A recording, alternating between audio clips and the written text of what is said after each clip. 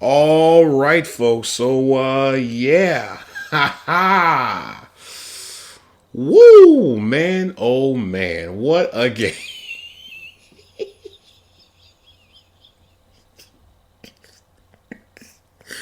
Oh, man. Oh, this is hilarious. This is so hilarious. Okay. This is such a great day. And do you know why it's such a great day, my fellow junkies? It is because the Chiefs got smoked. Okay, they got put in a pot of gumbo and let the fire just cook, just simmer just a little bit. Okay, not a big fire, just a real small fire, so it can just cook over time. And it just kept on cooking and cooking and cooking. Patrick Mahomes looked like a deer in headlights all night long. And then you have Kendrick Lamar doing his thing. Chef's kiss. Okay, this was magnificent. Okay, even though I do not like the Eagles, I have to respect the Eagles for what they have done, especially for Jalen Hurts to persevere through all of the critics, of everyone saying, "Oh yeah, he'll never be a super productive quarterback. Oh yeah, he'll never be." A really good quarterback. I question the Eagles if they really want to stay with him long term and whatnot. Well, guess what? Everybody can shut up now because guess what? He's a Super Bowl champion. So now moving forward, for the rest of his life, you have to address this man and say Super Bowl champion, Super Bowl MVP, Jalen Hurts. That's what you have to say now. Congratulations to all the people who have doubted Jalen Hurts. Now, I will say I was one of those people that I really wasn't the highest on Jalen Hurts, but I wasn't someone that's saying, oh, Jalen Hurts is trash. No, not at all. But I did believe that Jalen Hurts is definitely one of the better quarterbacks in the league when we look at everybody else. I mean, he put on a show last night against Patrick Mahomes. Everyone that's saying, oh, he's the GOAT. He's the GOAT. He's the GOAT. He's the GOAT. He's the GOAT. Where was that GOAT? That GOAT got turned into goat chops. Woo, man, this is going to be great. This is going to be so great, okay? Of course, we got to talk about the Super Bowl. Aaron Rodgers gets the boot from New York. Deebo is on the move. Will Kellen Moore stay or go? And Titans potentially shopping their first round pick? Question mark. All of this and more, okay? I got energy today. I woke up early today on the mindset of, you know what, we about to go in on this episode, okay? I am super excited for this episode, the 66th episode of the Football Junkies podcast, okay? I know this is a long intro, but I don't really care about that because guess what? This is going to be a great episode, folks. This is going to be an amazing episode here, folks. What better way to start your week off than with some positivity, all right? All of this and more on this great episode of the Football Junkies podcast. I am your host with the most, okay? I am your chief Bagrodamus. I am your chief head of the table, anything and everything related to the bag, related to the draft, related to trades, rumors, speculations, conspiracy theories, you name it, I'm connected to it, okay? But most importantly, I am your GM who currently is not on a team right now, but don't you worry about it, okay? Don't you worry about it, okay? I am all these things and more, but most importantly, the most important thing that you must remember is I am your host, Kale. You already know how this thing is about to go. Man, oh man, do I need 2 or 3 water bottles right now because guess what? This is about to be a long episode, okay? So guess what? I'm excited. You're excited. We're all excited, except for Chiefs fans. Sorry. 1, 2, 3. Let's lock in.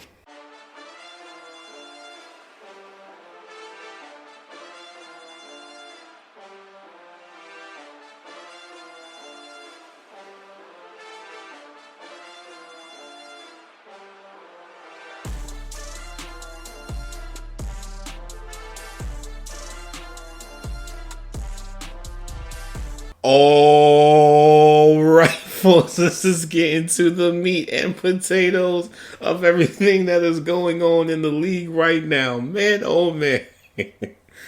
Woo, man, oh man. You cannot tell me that that was not a beatdown. Okay. That was a beatdown. You knew when Philly came on the field, they came in there on a mission, okay? They came in there with the dirty Tims and say, you know what? We're about to stomp you out for 4 quarters. This is payback for 2 years ago, okay? Y'all was celebrating and everyone saying, oh, I'm going to Disney World. Guess what? We got our league back. And that's exactly what they did. But before we get into everything, I just want to bring up, a very important person that I think, we have to thank, because if it wasn't for him, we probably wouldn't see this other person in the Super Bowl. And I want to give a big shout out to Joe Shane, because you were the person that said, who's going to pay a running back $12 million a year? Well, guess what? The Eagles just did it. And guess what? It paid off. First year. They got a Super Bowl. How does it feel? How does it feel to know that you let your guy walk, and everybody was telling you, probably pay him. We should probably take care of him. The owner was throwing signals. Hey, I've been around a lot of star players. Take care of your star players. I'm going to have a hard time sleeping knowing he may go to a division rival. Well, guess what? He ain't sleeping. He ain't been sleeping for 3 weeks now, because guess what? Saquon is now Super Bowl champion Saquon Barkley. And you had him. And you didn't want to pay that $12 million. Now who looks stupid? Guess who has the egg on their face? This guy. Man, I love being petty. I just love being petty. But you know what? But let's just get into this game, all right? This game of games. This wasn't even a game. This was a beatdown, okay? I'm going to punch you in the face repeatedly, and there is nothing that you can do. This was a 100-hit combo. No breaks. Didn't even touch the ground. You still up in the air. Wham, wham, wham, wham, wham, wham, wham. That's exactly what happened with this. Man, I am so excited. You guys don't realize how excited I am. Honestly, I'm going to give you guys a little bit of a tidbit. Last night, I was thinking about recording this episode, but the only reason why I didn't do it was because they didn't have all the advanced stats that I would usually, read off when I'm doing the stats for any of the games. So now that we have those stats, let's get into everything. All right, let's do this. So we got to talk about the Chiefs, okay? Patrick Mahomes, 21 for 22, 257 passing yards, 3 touchdowns, 2 picks, 8 yards per attempt, and a 65.6 completion percentage. Also, he was sacked 6 times. Crazy, right? I know. Patrick Mahomes, again, 4 attempts for 25 rushing yards, 6.3 rushing yards per carry. Xavier Worthy, 8 targets for 8 receptions, 157 receiving yards, 2 touchdowns, and 19.6 receiving yards per reception. Jalen Hurts, 17 for 22, 221 passing yards, 2 touchdowns, 10 yards per attempt, and a 77.3 completion percentage, okay? Jalen Hurts again, 11 rushing yards, 6.5 rushing yards per carry, 1 touchdown, and 3 rushes of 10-plus yards or more. Devontae Smith, 5 targets for 4 receptions, 69 receiving yards, 1 touchdown, and 17.3. Now, this is what I will say. Eagles showed what happens when you take big swings, when you hit on your draft picks. They just showed that. They just showed why you have to invest into both your offensive line and your defensive line. Because you know why? That defensive line created relentless pressure on Patrick Mahomes. The same recipe that the Buccaneers created when they went up against Mahomes that year during COVID is the same recipe that the Eagles did. And they just perfected it just a little bit more. Jalen Carter, the amount of pressure that he was creating every single snap, relentless. And granted, I understand you're going up against one of the best quarterbacks in the league, but let me tell you something. That defensive line swarmed Patrick Mahomes from the start of the game to the end of the game, and the Chiefs did not have an answer for it. Josh Sweat was doing his thing. Jalen Carter was doing. Everybody getting pressure, and it worked.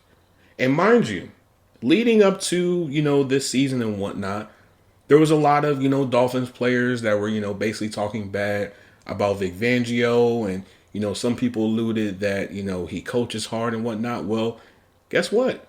That coaching, hard, guess what? Guess what that got you? Nowhere. But guess what it got him? Another Lombardi, another ring. So I say all that to say this. Sometimes you have to buy into the process. And buying into the process requires you to make certain sacrifices that you may not be comfortable with. Off is you being a champion, you being immortalized forever. Whenever they pull up Super Bowl highlights, guess what? There's a good chance that your highlight might be in one of those clips. Or anytime somebody brings you on for an interview, guess what? Guess what the first thing they have to say before they say your name? Super Bowl champion. That got a ring to it. They got money connected to it. So when you have all of this, and then you have a GM who I would venture to say is probably the best GM right now in Howie Roseman, who continually makes big swings and continues in this team, guess what happens? It all pays off. Everybody knew that the Eagles wanted to work on their run game and to have more production out of it. And what did they do? They got the big fish, Saquon. And it worked. They just showed you why sometimes you need to invest into the running back market. This season will probably be one of the sole reasons why you will see teams more interested and more open, more production out of their running backs and wanting to invest more into their run game. Because you know why? Derrick Henry had a crazy season. Saquon, a Super Bowl champion. You see a trend here that the run game, it has become more and more prevalent now than what it ever has been. And we all see that when you control the line of scrimmage, when you control the trenches, guess what? You are going to win. And that's exactly what happened. The Chiefs could not stop this relentless rush that the Eagles were doing. And mind you, as I said before in the previous episode, the Eagles were one of the few teams that was able to basically eliminate Chris Jones out of the game. Chris Jones really wasn't doing a whole lot. He wasn't being the impact player that we've all seen him be in previous Super Bowls.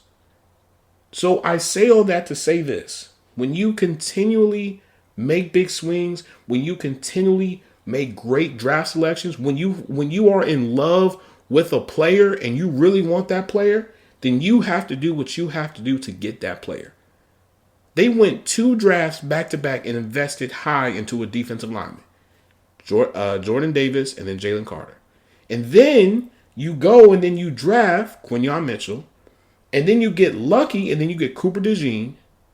And the rest is history. Then you get Zach Bond, who basically now, after this season, there's a good chance he's going to reset the market. Wherever he goes, he's going to reset the market because of how well he played. He took a gamble on and it paid off. And now he's a Super Bowl champion. So, as much as I don't want to say this, the Eagles, you got it. You guys are at the top of the mountain right now. So, congratulations to you guys. Congratulations to Joe Shane for making one of the dumbest moves. Well, actually, 2 of the dumbest moves that you could have ever made. It's just crazy how when you asked your son what players should he draft, and he said Jaden Daniels to choose a generational talent, and then you passed over him. And, the Commanders, they're going to be good for the next few years. The Eagles, they're probably going to be good for a few more years. Where are you going to be? Losing. Great job, buddy. But let's get into another New York team that's also having a little bit of drama. And that is who? The Jets. Oh, yes. Yes. The Jets. Jets, Jets. So, the Jets have informed Aaron Rodgers that they are going to move on without him. Okay? So, this is coming from Jay Glazer. Okay? Aaron Rodgers flew to New Jersey, because that's where the facility is at, to meet with the Jets and was informed they were moving on from him.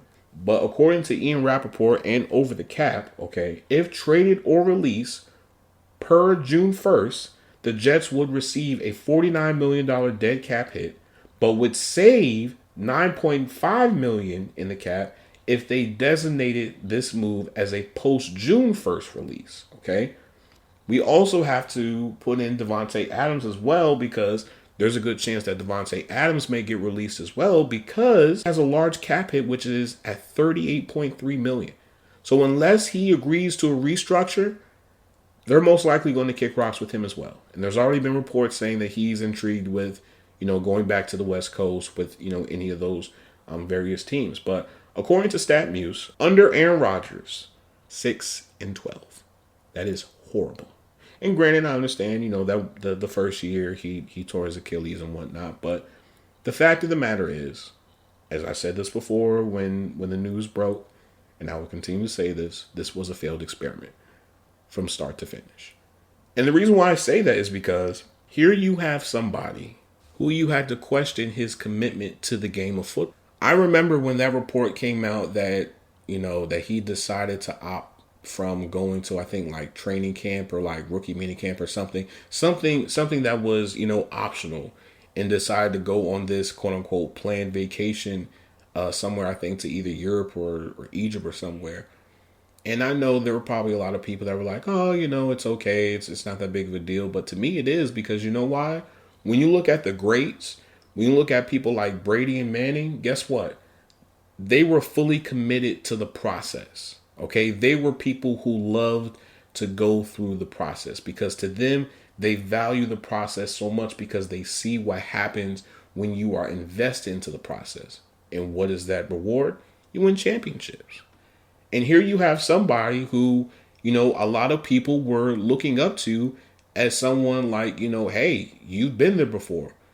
Show us how you got to that point to being a champion. And he did not show us a champion level type of quarterback play, nor as somebody who would be a very pivotal leader in the locker room.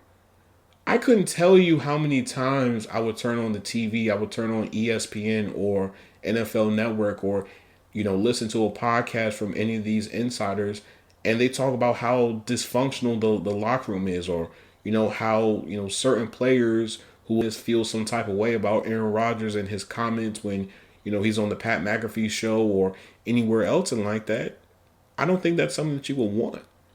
And granted, I understand Aaron Rodgers will go down in history as one of the greatest quarterbacks of all, one of the greatest gifted throwers of all time. I get all that. Like, you're going to get a gold jacket. But at the same time, I feel like this definitely, left a bad taste in a lot of people's mouths in New York.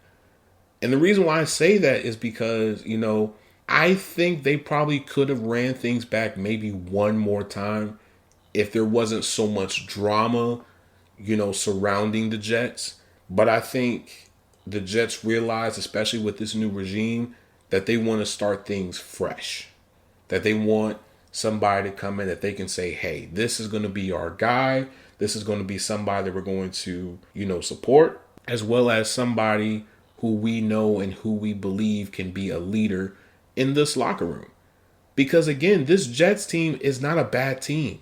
The defense is really good. And the offense has some really productive pieces as well. All they need to do is just find their guy at quarterback. That's all they have to do. The minute that they hit on quarterback is the minute that they will be a legitimate team. Now, granted, I'm not trying to make it seem like it's such an easy thing, because if it was, then the Steelers probably would have done it by now. But you're going to take some swings, and they're probably going to take a swing in this upcoming draft. But the fact of the matter is, this was the first step in the right direction for the Jets.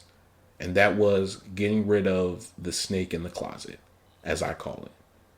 Sometimes when an environment is so toxic, sometimes you have to remove the person and the toxicity that comes with it.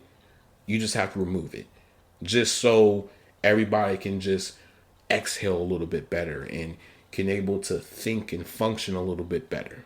And granted, I don't want people to think that it's hater. I'm not. I love Aaron Rodgers. I love his game.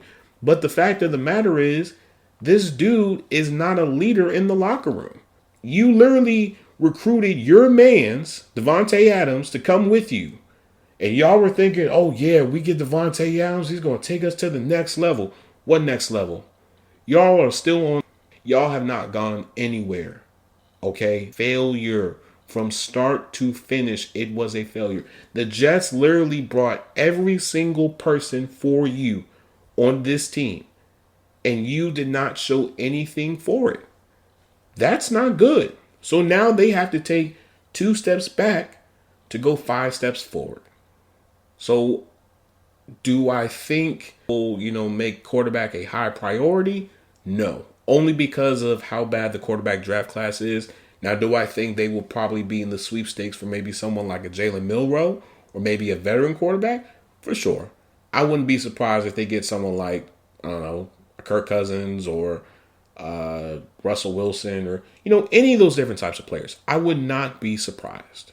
The $1 million question that everybody wants to know is, where will Aaron Rodgers go? And for all you Steelers fans out there that said, oh, we should get Aaron Rodgers, please stop. Please stop. Please. Please, please, please, please, please stop. Because you know why? I do not want to see Aaron Rodgers. If you think what we just went through with Russell Wilson is going to be something, this is Russell Wilson, but with less positivity, more negativity, on fire. Kerosene fire, to be exact. Okay? No, you do not want this. Because all that drama that's going to be internal, guess what? It's going to be for everybody to know. Because you know why? He's going to be on the Pat McAfee show. You're not going to stop him from doing that. Do you really want someone like an Aaron Rodgers on your team? I don't think so.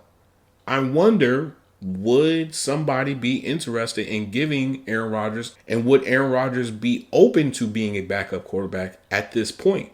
Because as of right now, can you really say that Aaron Rodgers is still a starting quarterback in the league? I don't think so. So at this point, Aaron's at a point where either you can retire or you can try to see if you can linger in the league. But me personally, I just wouldn't do it. You're set for life. You're going to go into the Hall of Fame. There's no need for you to continue to try to, do something or try to relive your glory days. Just stop, okay? Go home. Go home. Go home, Aaron. Go home. Now, on to Deebo Samuel, okay? Now, this one is a little bit more awkward, but let's see exactly where this leads, okay? So, according to multiple insiders, Adam Schefter, Ian Rappaport, all those guys, they've all said they're going to move on from Deebo Samuel. Now, this is a little bit more complicated only because he's getting up in age and he's on an expiring contract. So, let's just see exactly how this goes. But before we get into all the financials and, best suits for him and all those different things, let's get into the quote that he put out, okay? So, here we go. And I quote, "It was a hard conversation to have with Kyle, the relationship that we have, but I have to do what's best. I'm more than thankful for the Niners giving me the opportunity of a lifetime, but now I think it's best that we find another team," end quote. Now, when we look at all the financials, okay, which is actually fairly, simple, he has 1 year left on his current deal, which is $17.5 million, but it's non-guaranteed, okay? But the 49ers take on a dead cap hit of $31 million. Now, to some people, you're probably wondering, why would they make this move right now? Well, I will explain it to you, my fellow junkie. The reason why is because they are getting ready to pay Brock Purdy big money, okay? And they know that they cannot continue to keep this core any longer. You paid Brandon Ayuk almost $30 million. You resetted the market for Christian McCaffrey. You resetted the market for Trent Williams. You're paying a lot of people. So sometimes you got to trim the fat. And who's the fat in this situation? Deebo Samuel, unfortunately. Now the question is, where would Deebo Samuel go? I don't really know. I can't really think of a whole lot of places. Now, I wouldn't be surprised if the 49ers would maybe trade him out of the conference altogether. But at the same time, if they do so, where will he go? The Ravens? The Steelers? Maybe? Maybe? Nah, I don't think so. Maybe the Texans. Maybe the Colts. Maybe the Jaguars. Maybe the Commanders. 49ers connection, Adam Peters was once in the front office for the 49ers. Connection. Think about it. Think about it while I have my tinfoil hat on. Think of a team where you have Myles Garrett, Jonathan Allen, Deron Payne, maybe even another top-notch corner. Bobby Wagner, Jaden Daniels, Terry McLaurin, Deebo Samuel, all on one team. And on top of that, guess what? You wouldn't have to give up a whole lot to get Deebo Samuel. Man, oh man, oh man. Listen, I'm telling y'all right now, when we get into this series for all 32 teams, you're either going to like me a lot or you're going to hate me. But guess what? Just know I was the first one that said it. Now, let's get into somewhat of a smaller topic that we have to talk about, and that is Kellen Moore possibly going to the Saints. Nick Sirianni basically just told him, hey, man, let's run this shit back. This is exactly what he said. Quote, word for word, and I quote, according to Ryan Young from Yahoo Sports, exactly what he said. Kellen, let's run this shit back, Kellen. Let's run this back. That's exactly what Nick Sirianni said. Now, when we look at all the intangibles, the Saints are dead last in cap space at negative $51 million.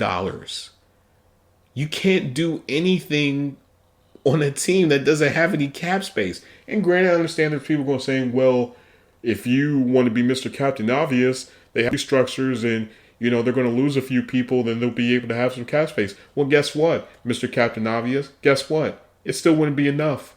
Because guess what? This team is not going anywhere. I'm sorry. If I have another chance to possibly get him, I'm going for that.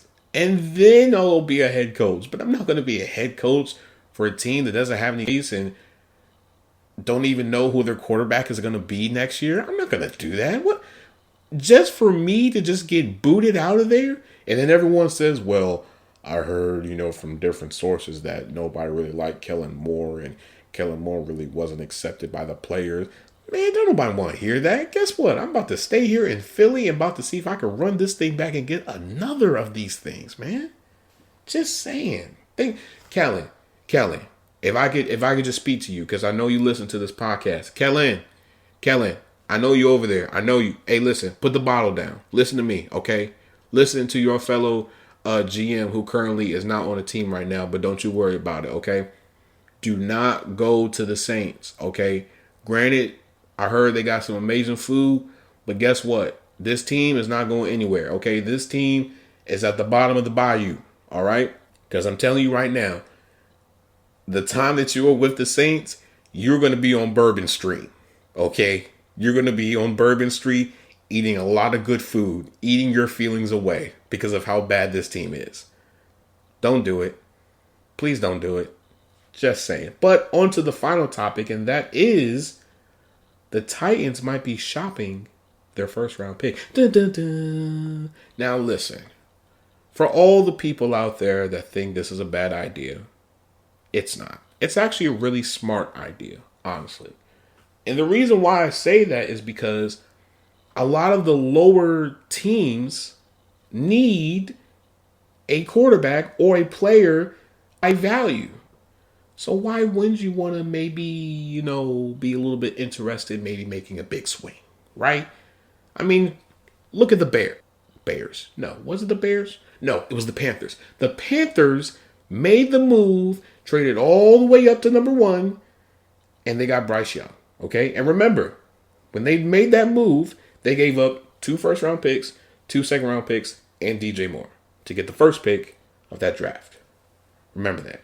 Now, according to President of Football Operations Chad Brinker, he emphasized that they are open to drafting a non-quarterback. Now, this is what I will say about this draft, and I've been looking at it, I've been reading about it, and just doing all my homework on this draft. A lot of people aren't super high on the quarterbacks this year. Now, granted, there's going to be some teams that are going to be like, yeah, we love this quarterback, this, that, and the other. But I do feel like more people will prepare themselves for next year. Only because you're going to have Drew Aller, Carson Beck, potentially Archie Manning. You're going to have, I can't even think of the dude from LSU. You're going to have him. Like, you're going to have better options at quarterback next year than you are this year. Because as I will continue to say, and I know I've been beating a dead horse, that are legitimately worth a first round pick is Shador and Cam Ward. Quinn Ewers is not a first round pick. Will Howard, and I know there's a whole bunch of people that are saying Will Howard is a first round pick. Stop it. Stop it right now. Jackson Dart, he's not a first round pick, okay? That is a dart throw. No pun intended. I just had to do it. I'm sorry, guys. I'm sorry. I'm trying to be serious. But all in all, I just feel like this just isn't the draft. And if I'm Mike Berganzi, I'm just not going to, take a big swing that I don't need to. I'd rather draft, I don't know, Abdul Carter or Travis Hunter or somebody else, or even just trade down. But that's exactly what I would do. I would trade down. Because if you do that, you can stock up on draft picks, and then next year, hey, do what you need to do to get your guy. Because your guy is not in this draft. And granted, the team is still building, okay? The offensive line looks pretty good. You still got to get better weapons. Okay, cool. The defense could be a little bit better. Okay, cool. There's different spots on this team that you in different parts of the first round. Compared to, using your first overall pick on somebody that you're not really high on. That's just me personally. Now, I could definitely be wrong, but I just think it'll be better if you just recoup, maybe 2 first round picks or, a veteran player or, whatever the case may be, than to just say, okay, we're just going to put in the card for this person just because, most people in our position goes for a quarterback. Like, I just would not do that. Now, I will say this, and this is somewhat of a hot take. I'm not really high on a lot of the players that everybody is high on.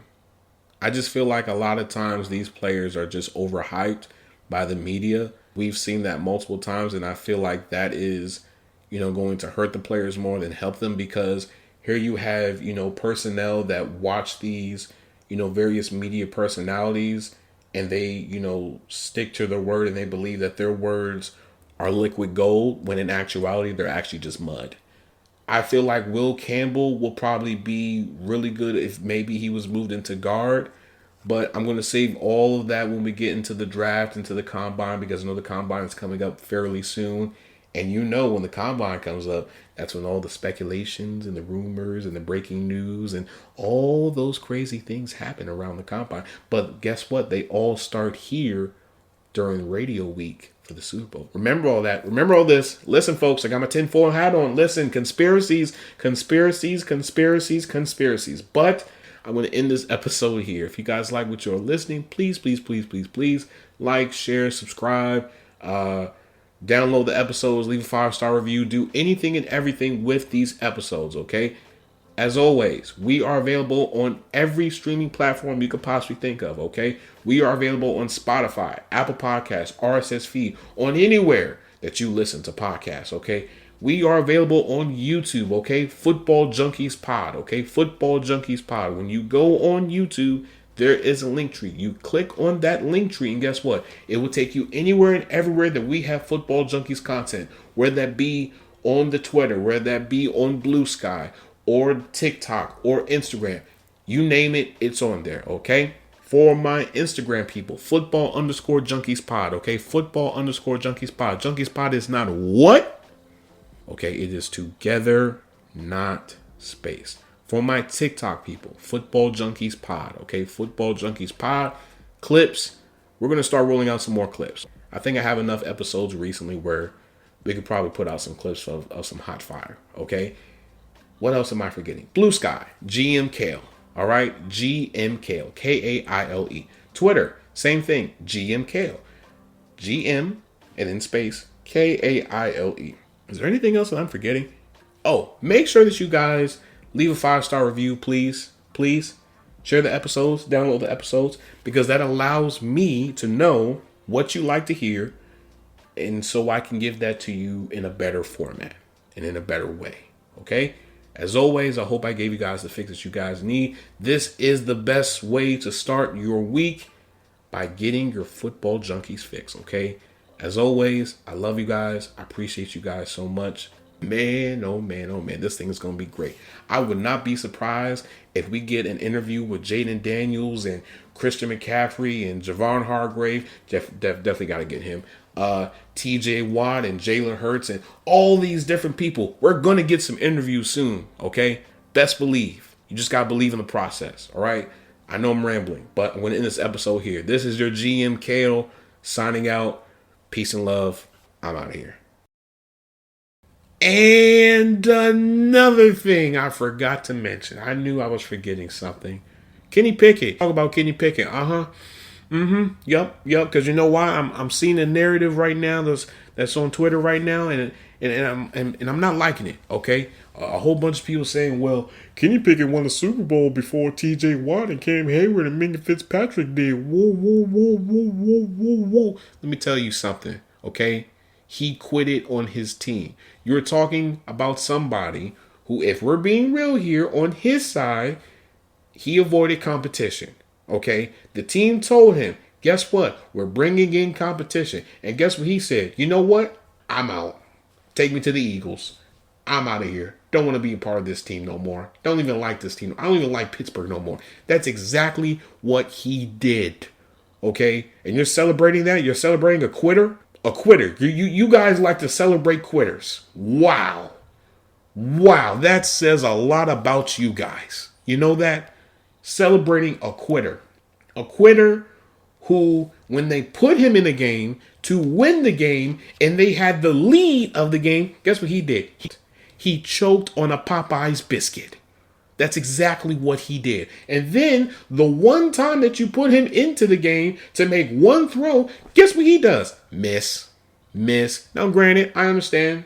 I have a lot of blame in this situation because they did not prepare for him to be successful when it comes to the coaching and weapons and all those different things. I get all of that. But let's not create this about how Kenny Pickett, was a Super Bowl champion before TJ Watt and them, okay? Because you know why? TJ Watt and Cam, guess what? They are more committed to this team than somebody like a Kenny Pickett. You never have to question. You never have to say, oh, we're bringing in competition for them. Because you know why? Guess what? They are the competition. They are. God. Now, I'm officially done. Because I'm tired of these Kenny Pickett fans and all this other stuff. I'm done. All right? I'm hitting the button now.